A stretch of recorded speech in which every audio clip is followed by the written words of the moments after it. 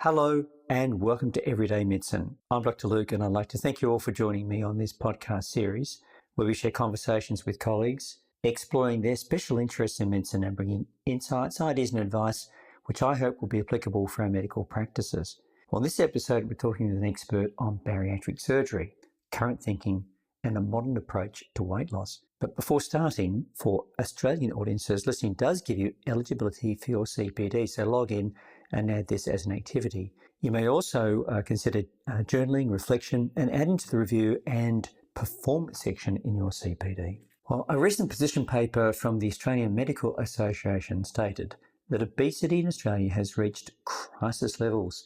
The Australian Bureau of Statistics also recently reported that in 2017 to 18, 67% of Australians were overweight or obese, where overweight is defined as an individual with a BMI of 25 to 30 kilograms per metre squared, and obesity as an individual with a BMI of 30 kilograms per metre squared or more.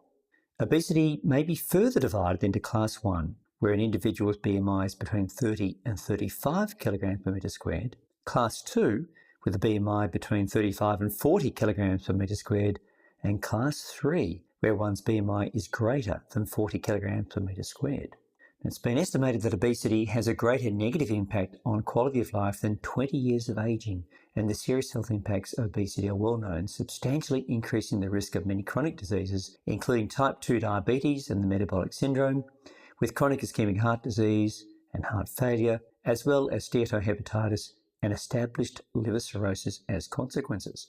Additionally, sleep apnea and osteoarthritis, as well as an increased risk of some cancers such as endometrial, breast, colorectal and gallbladder cancer may be linked to chronic obesity.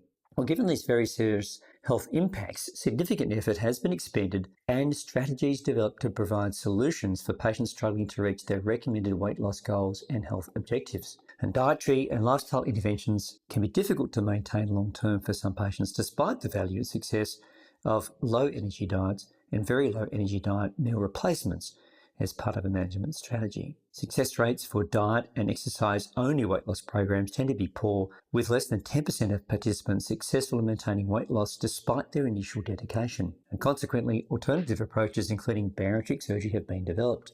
And bariatric surgery is now recognised as an effective treatment for obesity, and with the evolution of current laparoscopic techniques, is now established as an essential foundation in the management of some obese patients, especially those with or developing serious metabolic complications.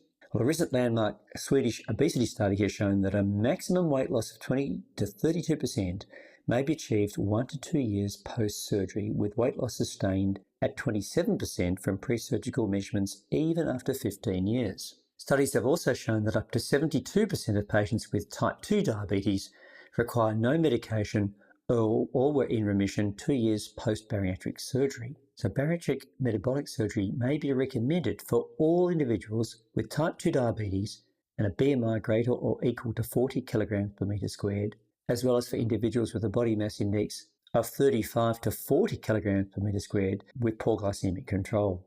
Additionally, bariatric approaches are also recommended for individuals with a BMI between 30 to 35 kilograms per metre squared who have uncontrolled hyperglycemia despite optimal medical therapy.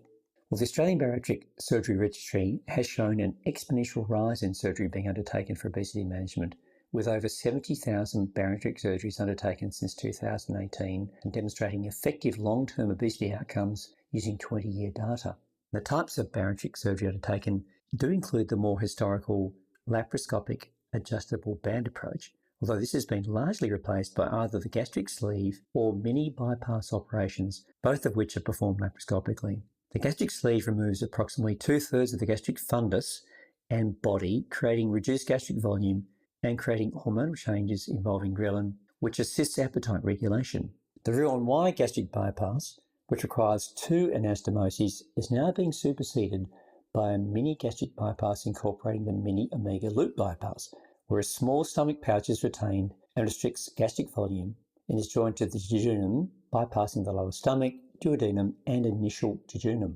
Well, this procedure requires a single anastomosis, bypasses approximately 2 meters of small bowel, and is a faster operation with less complications than a traditional gastric bypass. It's probably worth jumping on the internet and having a look at some of the pictures to explain what I've just described, as these descriptions are a little complicated, and there's some wonderful pictures that are available on the internet. Nutritional deficiencies do need to be managed carefully, including iron, B12, folate, calcium and vitamin D, as a degree of malabsorption is created by this technique. And the associated minor changes assist appetite regulation and blood glucose control. Well, surgical complications inevitably must be considered in relation to bariatric surgery. However, the long-term health benefits are significant, and less than 2% of patients express long-term regret with the decision to undertake these surgeries. As a greater weight loss is associated with the mini-bypass technique, this surgery, rather than a sleeve, is generally suggested for bariatric patients with a BMI above 40 kilograms per metre squared who have established metabolic syndrome.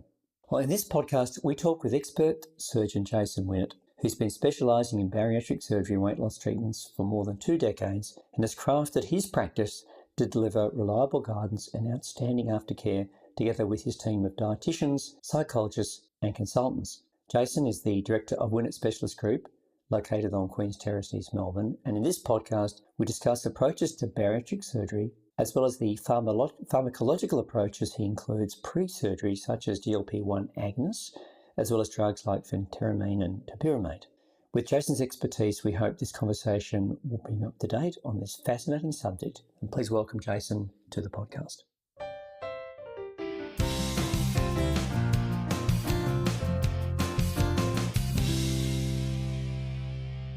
Jason Winnett, thank you for joining me today to discuss all things bariatric. It's a great honour to have an eminent bariatric surgeon along on Everyday Medicine, and particularly on the weekend. And I can see you're super fit, Jason. I'm not envious looking at you. not too sure about super fit, but try and keep some sanity. Well, I think it's good. Thank you for having me. Oh, it's such an honour when patients come and see, I think, a surgeon who's promoting health and health outcomes. I think it's very important that we do portray in ourselves, the lifestyle that we would like our patients to adopt. And so, I can see that they're going to look at you and think, oh yeah, well, that's what I'm going to be like when Jason's done his magic on me. So, bariatric surgery has become quite a big thing, hasn't it, worldwide? And perhaps before we talk about that, can I ask you very briefly, Jason, it doesn't have to be brief, it could be long too, just to give us a little introduction to your journey into surgery and then this field. Just take us along your path. Yeah, sure. Thanks for the opportunity again to speak today. So I've been a surgeon now for 22 years, and my first probably 2 or 3 years of my practice was mostly public, and that was around the time that lap banding became very popular, in particular with Paul O'Brien being at the Alfred.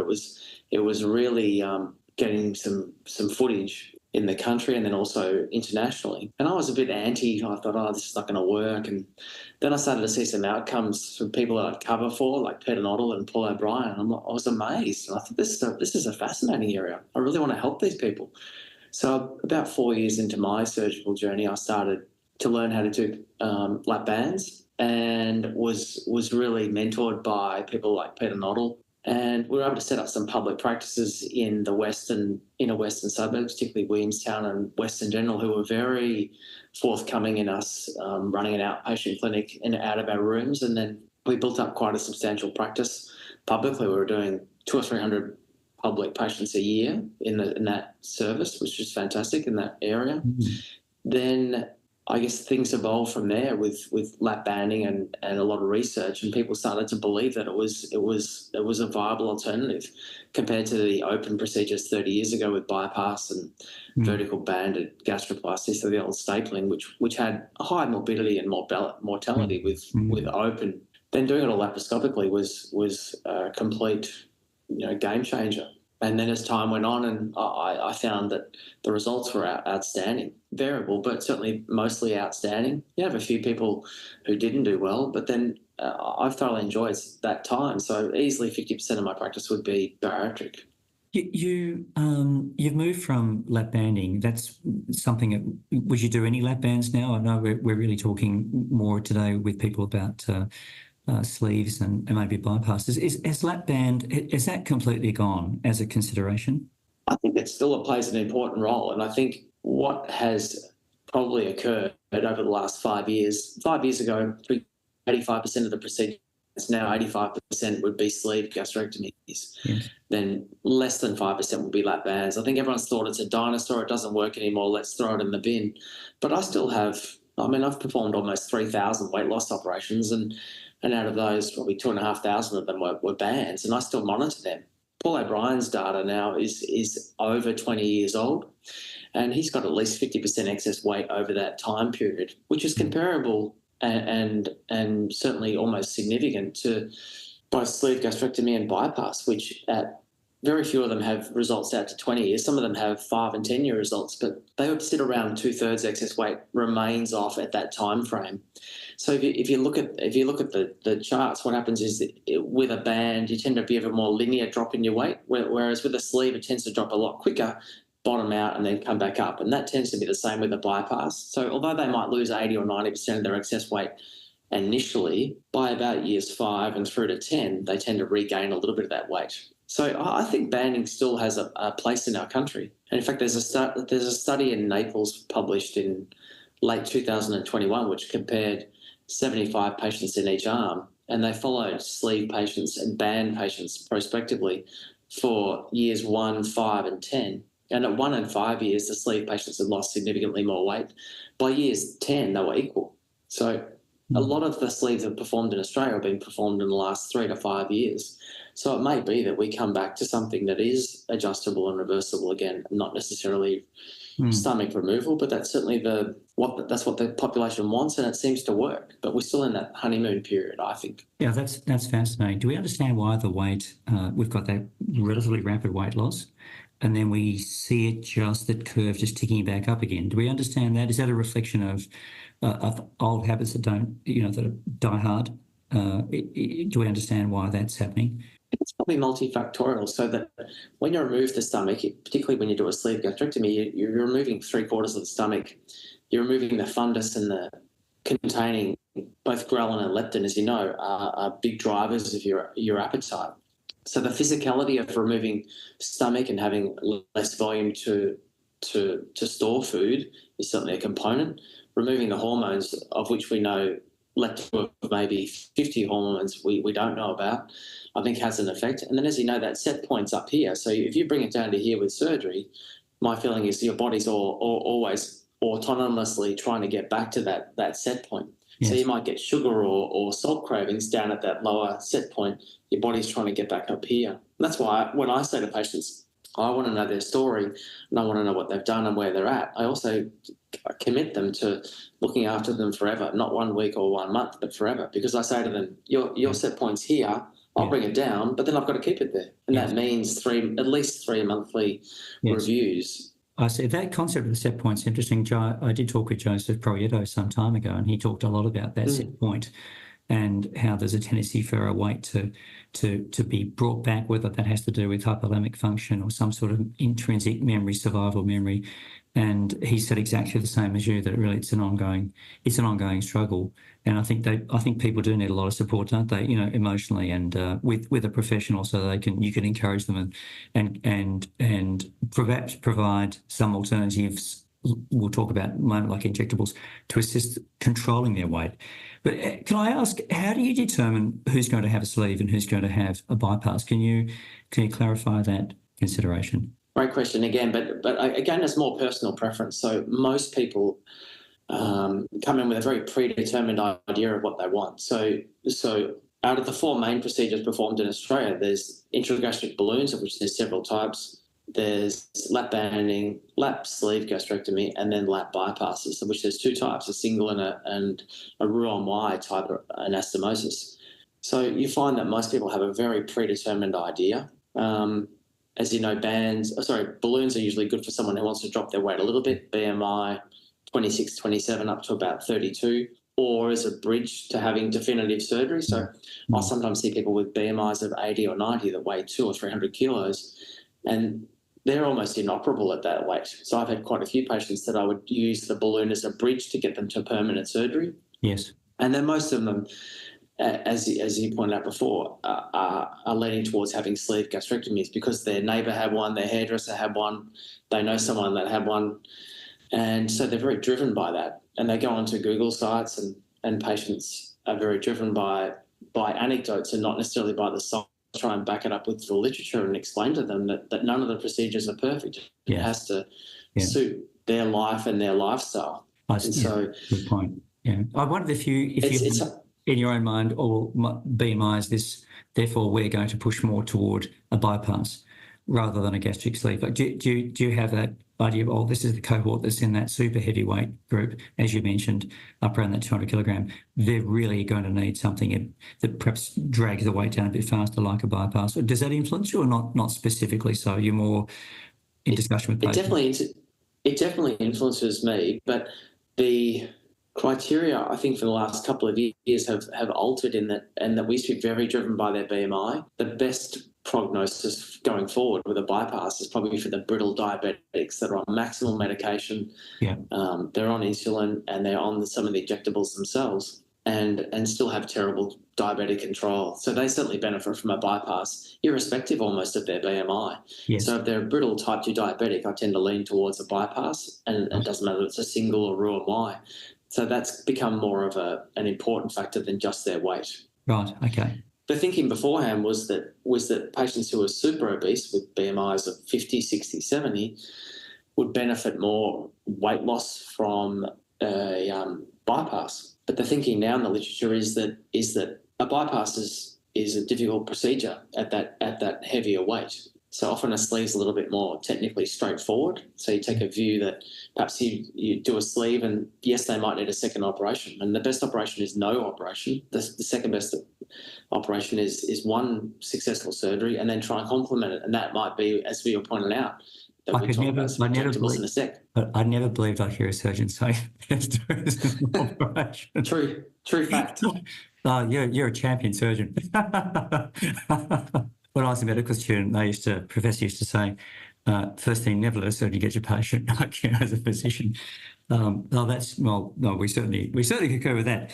You have, thank you for clarifying that. You also have, and with Glennis, a very helpful product, Formulite, which, like, do you tend to use that as well? We've talked about perhaps putting a balloon in to establish some early weight loss, which will then make the operation technically a little safer maybe. But do you tend to then also supplement that with products like Formulite? Do you find that that's part of your protocol to ease the patient into a surgical position? Most definitely. Look, our approach is to be as holistic as possible. So I don't think you can have too many prongs to your fork. So and every patient that we operate on or don't operate on, we have them on Formulite as at least a single meal replacement. If they're pre-surgery, they're having 2 or 3 weeks each meal prior to their surgery. And then we try and complement that, usually 1 meal per day post-operatively as well. And if anything, one, you're getting great initiation of their weight coming down, but you're also getting some liver shrinkage, which is extremely important for retracting the liver at surgery, which can be really hard, particularly in those higher BMI and particularly the male diabetic patients. It's a nightmare trying to get their liver out of the way, which often renders them inoperable. So to me, it's a game changer.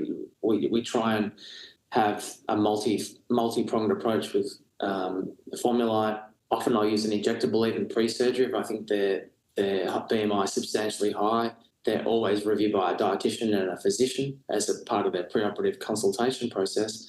But to me, the multi-pronged approach is paramount to success. Well, it's great to have you producing that product. I think that takes a lot of courage and intelligence to do that. So I'm going it's all my wife's courage, not mine. I'm going to talk with Glennis about that shortly. So I'm very excited to hear about her discussing that. That concept of liver shrinkage also interests me. Like, one of the big epidemics we're seeing is this metabolic syndrome, which is what you're helping manage. And, fatty liver in the United States, the main reason for transplantation now is the consequence of fatty liver, NASH cirrhosis. You're seeing liver shrinkage. Like, I find this interesting. Can you sort of gauge how much weight has to be lost before you see that liver shrinkage? I would have thought it would take a long time, but you're saying actually we see this it can be a reasonably quick process in some cases. Is that what I'm understanding? Correct. There have been some studies many years ago with OptiFast and quite strict parameters around volumes. So again, it's a little bit is a little bit anecdotal in this current environment because it's going to be so expensive to do so. But I've had patients that have had, say, 2 or 3 weeks of Formulite who I know may or may not have been operable, and I can just pull their liver out of the way with what's called a Nathanson retractor. So it's a fairly brutal instrument that lifts up under the rib cage and pulls the liver out of the way. But you can see that even at the time of surgery, mechanically it's difficult to move it, but also the liver has a degree of sweat, and you can see it's full of cholesterol and fatty deposits. So you know that it's certainly improved by doing that. But most of the studies are from multiple decades ago. But to me, even a similar follow-on question would be, do you go off someone's BMI? So some surgeons didn't use a VLCD until patients had a BMI over 40 or 45. But I sometimes operate on a female patient who should have a small liver with a BMI of 35, and her liver's quite substantial. Yes. So I routinely give it to everyone. It's very hard to differentiate. I can operate on a female that's not diabetic with a BMI of 80, and her liver's quite small at the time of surgery. So it's hard to predict and hard to qualitate, I guess. I think in my practice, and I'm not so much managing liver disease, more luminal disease, but I think in my practice with liver disease, I'm now seriously going to be looking at incorporating this product, our Formula product, to assist in the management of fatty liver. And probably our protocols Australia-wide and worldwide maybe haven't focused enough on those sort of low-calorie replacement meals that you're referring to. I think often on the physician side, we maybe are a little bit vague at times, just telling patients you should lose weight to manage your fatty liver and tighten your diabetic control with medications. We're not really pushing this enough. And I think, that's an ongoing education process for us as gastroenterologists and physicians that are and endocrinologists that are managing these problems in a different way to you. It's very interesting to hear that story. I'd also like to ask you now a little bit about your approach to using injectable products. Where do these come in? What's your preference? Tell us a little bit about GLP-1 agonists and other things that you might be thinking of using. So I guess I was frustrated 4 years ago, to go back one step, was I had a female patient who'd lost 30 or 40 kilograms with a lap band. She was trying to fall pregnant, and the were to get under 100 kilograms, not a BMI, a certain BMI, but a weight. And I found it very frustrating because she had an excellent endocrinologist in the public system who saw her 3 monthly, and I found that a bit clunky and it was hard. And I thought, this is ridiculous. I've got to learn about all these drugs. I'm going to have to start managing them. So I learned about all the oral drugs, i.e. Duramine, Topamax, Contrave, and then the GLP analogues, including Saxenda, Ozempic, and more recently Mounjaro. And I found that quite fascinating. And for me, they're a great complement to my practice. So if someone comes in and I always say to them, I want to hear their story and I want to know where they're at in terms of what help they want. And so I say to them, I can help them with just our dietitian and Glenis's range of Formula products, or I can go the next step and use some of these pharmacotherapies to complement and help them right up to the most complex surgery. But I say to them, you've got to give me some idea about where you're at. And to me, that's the most important thing is it's a mutual conversation about where patients want to go. I have to know their story and they have to be confident in my ability to provide that. And then they've got to buy into the regular review. But I found them extremely complementary to my practice, and often I'll see other surgeons' patients who have given up and said, you've had your band for 15 years now, it's not working anymore, let's just take it out and do an X, a Y, or a Z, and that would usually be towards a bypass. But I say to them, their band's in a great spot. Perhaps instead of being too tight and getting knocked over the edge all the time with being over-tightened and over-restricted and having fluid in and fluid out, maybe we just back it off a little bit, have a little buffer, and then use one of the GLP analogues to complement that. So you're having that multi-pronged approach again. And I found it extremely effective. Yes, I think Joe Pareto is a big fan, and that makes a lot of sense to me, particularly when we talk about set points and people, eventually getting some cravings, which are very hard to control without perhaps some sort of pharmacotherapy, and they seem to be very effective. Do you have a preference that, in your practice, your experience, you've seen a drug that is better tolerated by patients? I think the injectables are much better tolerated and much more effective than they are the oral pharmacotherapies. So I'll often use the oral pharmacotherapies in low doses, and I'll give them a break weekend. Like Topiramax, Jason, or Duramine? Correct, yeah. Correct. No, I use all. I don't. I'm not a big fan of Contrave. I found that causes such profound nausea. Patients don't like it. Yeah. But Duromine, for example, I'll start them on 30 milligrams Monday, Wednesday, Friday, and have a break on the weekend. I might run them through each weekday. Yeah. But I say to them, it's important to have a break because otherwise I find they become not dependent, but almost resistant to it. So your body adapts to it. And then again, your set point's brought down, but then your body tries to adapt. So then 3 months later, you need 40 milligrams and then you need 50 and then it doesn't seem to work. Yes, so I say to them, yes, it's going to be an appetite suppressant, can make you a bit speedy with some of the side effects, such as insomnia, dry mouth and palpitations and mood swings. But if you use it in a low dose and only half the time per week, I find they tolerate it very well. And then you can complement that with Topamax instead. Again, I tend to be around 50 milligrams once a day. I'll often have them up to 50 milligrams twice a day, but it's a great complement again to their surgery or to a GLP analog. So I'm very happy to have a GLP analog at the same time as one of those oral therapies. My preference for the oral therapies is more on availability. I think most people tolerate one of the three better than others, and you can't predict who's going to do what. So I usually start them on Saxenda, and my usual program is 0.6 milligrams once a day for 1 week, 1.2 the second week, and then 1.8 the third week. I find most patients have great appetite suppression at 1.2 or 1.8. If you go to 2.4 or 3, I find that they don't get any better appetite suppression, but they also tend to get more side effects, such as the nausea and gut irritability. Yes. The weekly ones I start, particularly with Ozempic, I tend to start at 0.25 for a week, for 2 weeks, and then 0.5, 4 weeks, and then 0.75, and then 1 if they need it. I've had a few patients that would be over 1 up to 1.5 milligrams per week. And as you know, the new Wegovy, which is still semaglutide, has a dosing profile up to about 2.4 milligrams. I'm not sure who's going to tolerate that, but maybe they've got some different recipe in there that makes them more tolerable. And then the Mounjaro, again, it's complementary and seems to be very similar to Ozempic, but with those 2 points of action. So you've got both a GLP, so the glucagon-like peptide agonist, as well as the GIP, which is termed the glucose insulinotropic peptide agonist. So you've got those 2 points of action. So presumably that theoretically should work better, but I've only just started prescribing that in the last 6 or 8 weeks. So I'm still in that sort of infant stages of it's a prescribing. Fascinating subject.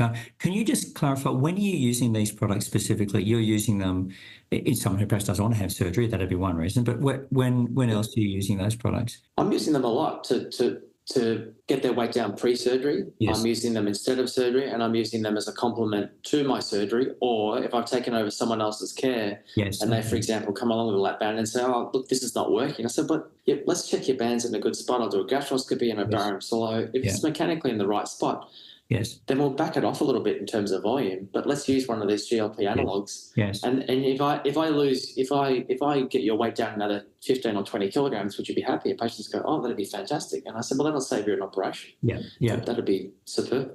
Yes. No, I see. In regard to a lap band, that's very, very sensible. What about in relation to someone who's had a sleeve or had a bypass? I mean, they're generally not going to need it, I suspect, but do you have like a rule of thumb there? If you start seeing them tick up, we mentioned there that after 5 years, there might be a bit of a weight push back up. Is that when you would start using them, or do you use them a little bit earlier than that to try and perhaps, suppress that predicted weight regain? No, in both instances, that's exactly what I do. So if patients aren't losing, the average weight loss is usually half to 1 kilogram per week with a lap band, and it's usually 1 to 2 kilograms per week with a sleeve or a bypass. So if patients aren't on track in that graph, then I'll often add in a GLP analog at that stage. Or, as you said, if they've come down and they blip up just 4 or 5 kilograms, I can have patients lose 50 kilograms, and as soon as they put on 5, they're terrified that they've failed and going to go back up to where they are. I said, that's not going to happen.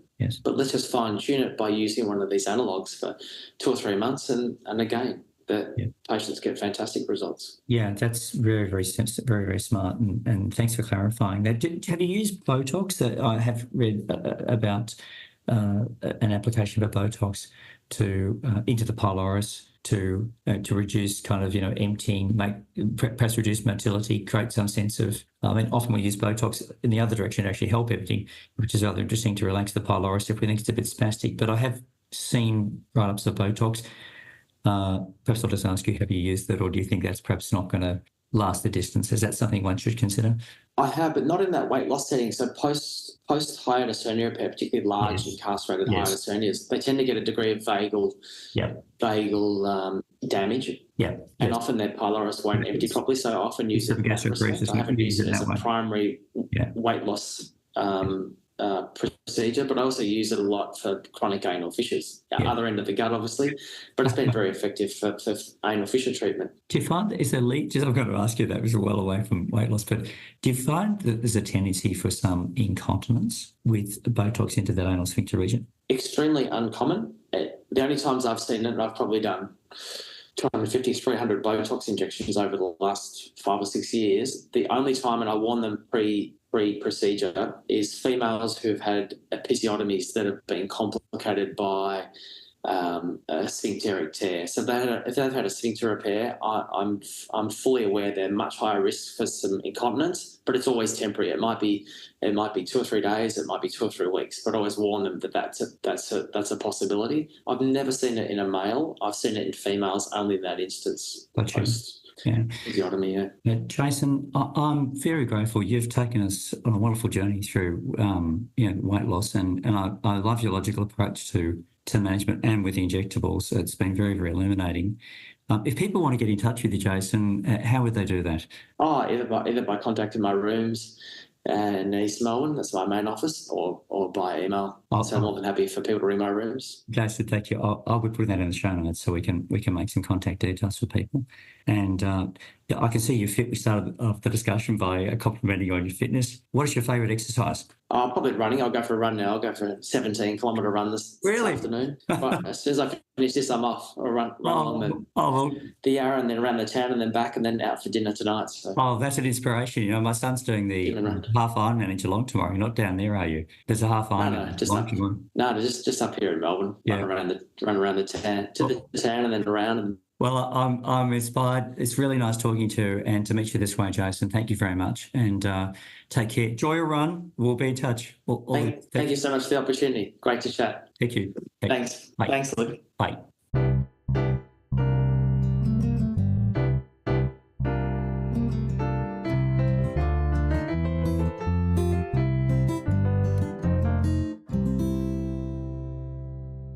I'd like to thank you for joining me in this conversation with Jason.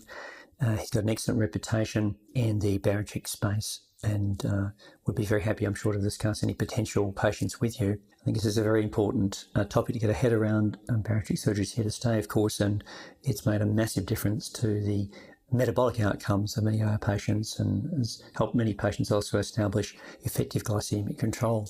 Now, during the podcast series, we will be covering a wide range of topics. We are going to be discussing a new topic with a clinician next week, so please join us then. The discussions are not intended as specific medical advice, however, for patients, but as general information only and reflect the opinions of the guests interviewed. Requests for new topics to be reviewed and comments about the conversation you've listened to are welcomed and may be emailed to manager@geohealth.com.au. Thank you.